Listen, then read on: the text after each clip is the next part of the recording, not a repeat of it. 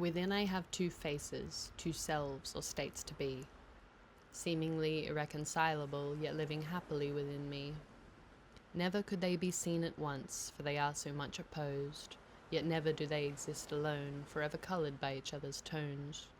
One could call this hypocritical, this holding of both extremes, yet it is their distinct polarities that allow expansion beyond my dreams. It's the wild and untamed nature that pricks its ears to the unseen, but it is the philosophical little bookworm that prevents the words from being obscene. I don't know how to show at once these two sides of my being. How can a one be truly seen when inside the self there is disagreeing?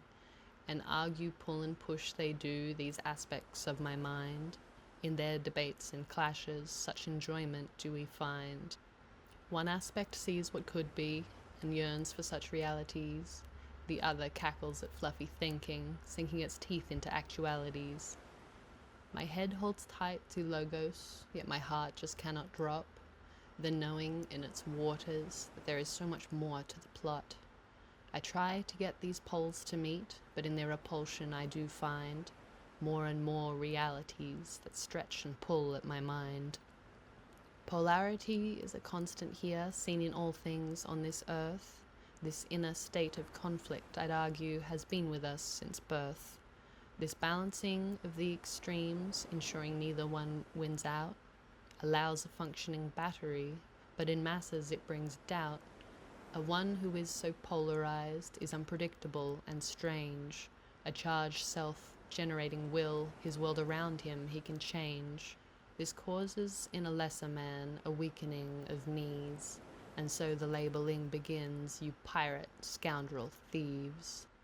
It is the poet that is seen here, as she is more easily digested, but it is the pirate's obscenities that first allowed the images manifested. The bare-toothed animal nature that flares up from within, turning me into a sheepdog wanting to nip the heels of my kin, but tempered now with patience and understanding to the core, that if I should loose all at once, my words all would abhor.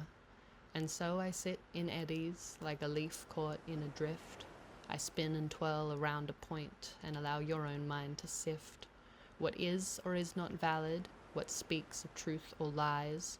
For my brother, I respect your path, and only you can trust your own eyes. This is the pirate's code of arms, a basic way to be, for we are all sovereign here, each battling our own sea.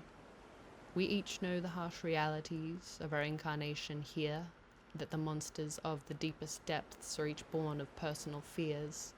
The largest test upon this realm that any will ever face has been and always will be the self's own inner disgrace. How the one does hold himself as captain of his helm has always been the decider in how you're remembered in this realm. Did you forget you chose this, to be you right here and now, the protagonist of a great adventure or a plodding and docile cow? Did you forget the fears are only here for you to assert the self, to see in the flesh the results over time of the growth of your inner wealth? Did you really choose to come here just to snugly fit right in? Or do you feel it deep inside that your soul was meant to sing? What would be your sigil, fellow free man, on the path? What marks best describe you, or will, should you embark, on the only kind of story that the hero's tale is told, of the one who was no one until he chose to be bold, and face the scorn of everyone, refusing to back down. His defiance in holding fast to truth is what begins to form his crown, and starts the separation from the people all around, the inner light igniting from where infinite strength is found. If one's own self is generated right in one's own core, then never more is he a slave to the masses' raucous cause. For the mind's eye is awakened, now weighing all it does see, allowing the one to see through all petty gimmicks and forgeries.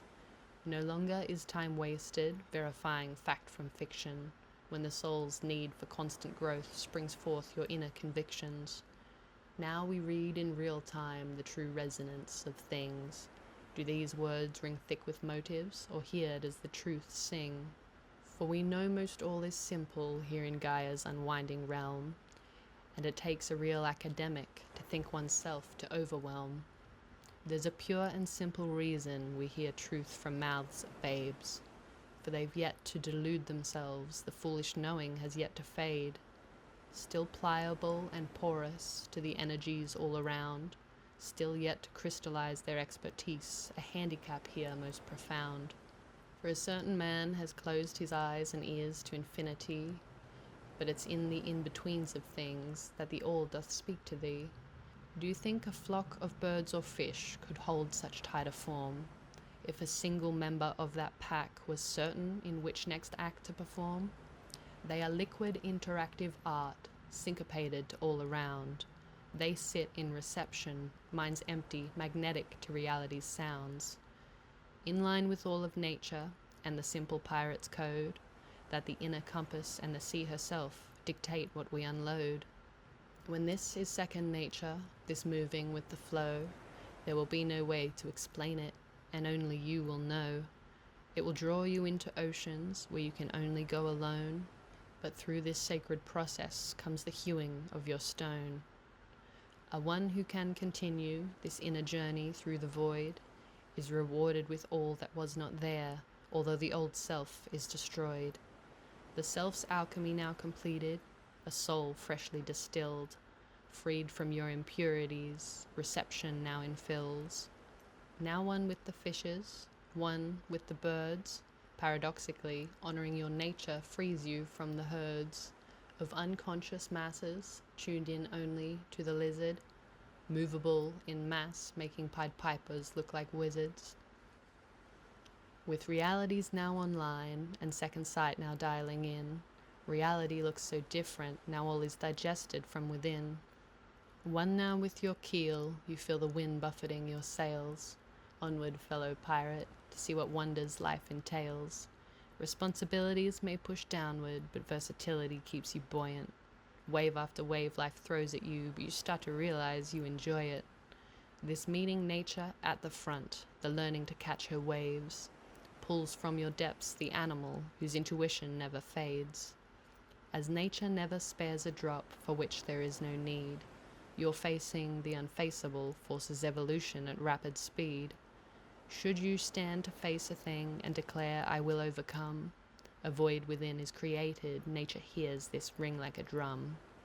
As Gaia abhors a vacuum, this state lasts only a moment, before strength from within does fill you, so you may rise to meet your opponent. A vessel on the sea now, you are in this state, watching how the weather moves, the wind dictating pace. It seems to me to free the self and truly raise the black is to let go one's chokehold of will while still knowing it has your back. The moment one's true trust of self roots itself down to the toes is the day you realize yourself, the day the captain dons his clothes.